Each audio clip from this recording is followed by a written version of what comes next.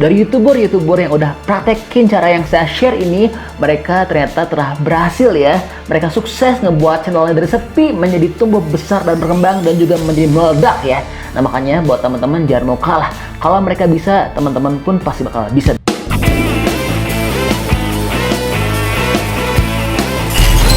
Assalamualaikum, halo guys, ketemu lagi dengan saya Indra. Kali ini kita akan kembali masuk ke dalam segmen YouTube tutorial. Akhir-akhir ini banyak banget yang nanya ke saya seperti ini, dan ini. Nah makanya di video kali ini kita bakal berbagi tips Pro Tool yang bisa kasih tahu kenapa channel kalian sepi dan bisa mengatasi supaya channelnya itu bisa menjadi berkembang dan juga tumbuh besar. Dan berita bahagianya, saya dapat kabar dari YouTuber yang udah praktekin cara yang saya share ini, mereka ternyata telah berhasil ya. Mereka sukses ngebuat channelnya dari sepi menjadi tumbuh besar dan berkembang dan juga menjadi meledak ya. Nah makanya buat teman-teman jangan mau kalah. Kalau mereka bisa, teman-teman pun pasti bakal bisa dong. Makanya terus ikutin video ini supaya bisa tahu tipsnya apa aja dan juga jangan lupa di subscribe ya.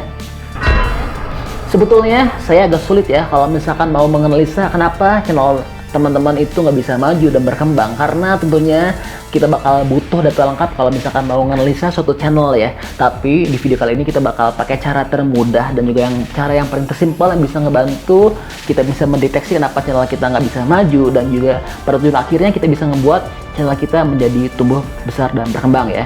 Nah kebetulan dalam video kali ini kita akan berbagi bahwa kita nggak perlu tools apa-apa untuk menganalisa channel kita, karena tools ini sudah ada di depan mata Anda sendiri.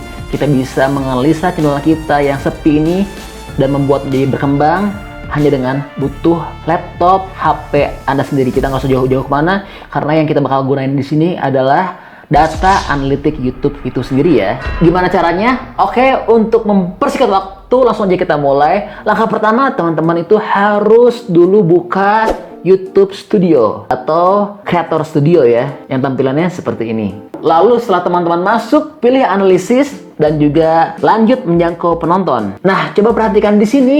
Di sini ada bagian yang seperti berbentuk segitiga ya, dimana pada bagian ini ada data yang bisa kasih tahu kondisi channel kita. Nah, kali ini saya bakal share dan juga menjelaskan ke teman-teman bagaimana cara membaca data analisis pada YouTube. Karena ini sangat penting ya. Kalau kita udah paham dengan data kita, dengan YouTube kita seperti apa, maka kita bisa tahu tindakan apa yang harus kita lakukan kepada channel kita. Gimana kita bisa ngerubah channel kita yang sepi menjadi besar dan berkembang. Intinya kita harus tahu dulu cara bacanya, dan nanti kalau kita udah tahu, kita bisa ambil tindakan seperti apa yang kita harus lakuin demi bisa memajukan channel kita ya.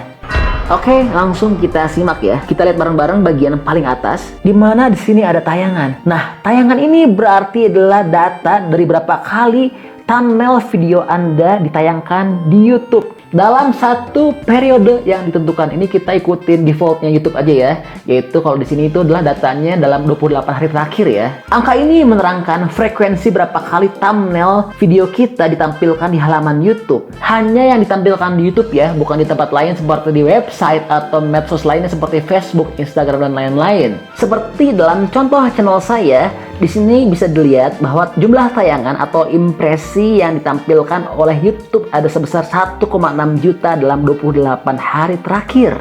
Nah, angka tadi yang 1,6 juta itu adalah seberapa banyak sih thumbnail kita dimunculkan dalam YouTube ya. Dimana thumbnail tersebut bisa muncul dalam penelusuran YouTube, dalam rekomendasi video, dan juga bisa juga dalam video playlist kita ya. Nah, semakin tinggi angka tayangan atau impresi, ini akan menjadi semakin baik ya, semakin bagus bagi channel Anda semua. Dan di sini pasti bakal muncul pertanyaan, faktor apa sih yang ngebuat YouTube munculin atau rekomendasiin thumbnail kita ya? Ada banyak faktor, diantaranya adalah optimasi, atau juga bisa penggunaan keyword yang tepat, dan juga retensi penonton yang baik, dan lain-lain ya. Kalau cara Anda bikin konten dan optimasi udah sesuai dengan algoritma YouTube, YouTube pasti bakal rekomendasiin video atau channel kalian ya. Jadi sekarang udah paham kan apa itu artinya tayangan dan juga impresi ya. Nah, sekarang kita lihat lagi di bagian bawahnya, yaitu adalah presentasi jumlah rekomendasi tayangan yang berasal dari YouTube.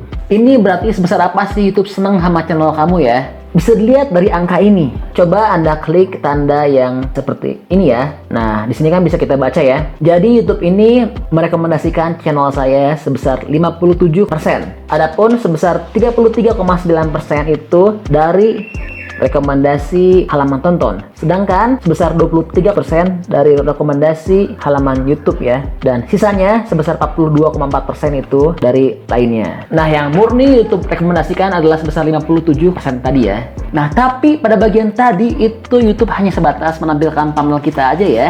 Belum ada views, belum ada yang diklik thumbnailnya, dan juga belum ada watch time atau jam tayang ya. Nah, sekarang kita lanjut lagi ke bagian bawahnya, yaitu kita bisa lihat ada yang dinamakan di sini rasio klik tayang, yang berarti adalah rasio seberapa banyak orang sih yang mengklik thumbnail kita tadi yang udah ditayangkan pada tayangan tadi ya, yang 1,6 juta tadi.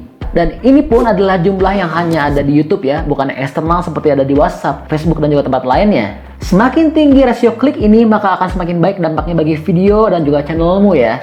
Oke, sekarang kita baca di sini. Ini juga bisa disebut dengan rasio CTR ya. Di mana rata-rata rasio CTR adalah 2-10%. Nah, gimana caranya kalau kita pengen tinggi rasio CTR-nya? Ya kita harus buat thumbnail dan juga judul yang semenarik mungkin sehingga bisa menarik orang-orang penasaran pengen ngeklik video kita ya. Untuk rasio klik tayang saya adalah sebesar 6,8%. Ya ini masuk rata-rata tapi lumayan tinggi ya karena sedikit di atas rata-rata juga. Itu bisa diartikan bahwa channel saya ini thumbnailnya udah lumayan cukup oke dan juga keren dan bisa menarik minat penonton untuk ngeklik video-video saya yang udah ada ya. Nah, sekarang timbul pertanyaan, semakin tinggi CTR, apakah itu menunjukkan semakin bagus video kita dan juga bakal semakin bagus untuk watch time dan juga jam tayangnya? Itu tidak menjamin ya, karena sekali lagi rasio CTR itu hanya menunjukkan seberapa banyak sih orang-orang mengklik thumbnail kita ya. Tapi kalau misalkan di tengah jalan orang udah ngebuka thumbnail kita karena keren thumbnailnya, tapi begitu masuk ke videonya orang-orang pada males ya karena isinya itu nggak bagus dan akhirnya orang pergi lagi, itu nggak bisa ngejamin untuk kita bagus ya dalam videonya, bahkan bisa jadi bakal ngebuat buruk penilaian dalam watch time atau juga durasi tonton kita. Jadi kegunaan CTR ini bisa juga mengukur performa video kita ya. Untuk rasio klik tayang ini atau CTR ini kita bisa ambil contoh ya, seperti teman-teman nih kalau misalkan restoran, di sana kita pasti bakal disodorin menu-menu dong yang keren-keren ya. Nah, teman-teman pasti bakal pilih menu yang gambarnya menarik. Nah, itulah yang disebut dengan rasio klik ya atau CTR, itu adalah menu tadi. Dan ternyata setelah datang ke makanannya, pas kita cobain, tuhnya nggak enak dan kita skip ya, buang makanannya. Nah, makanan itulah yang disebut dengan watch time atau juga durasi tonton ya. Jadi CTR ini bisa kita pakai untuk mengukur kualitas video kita.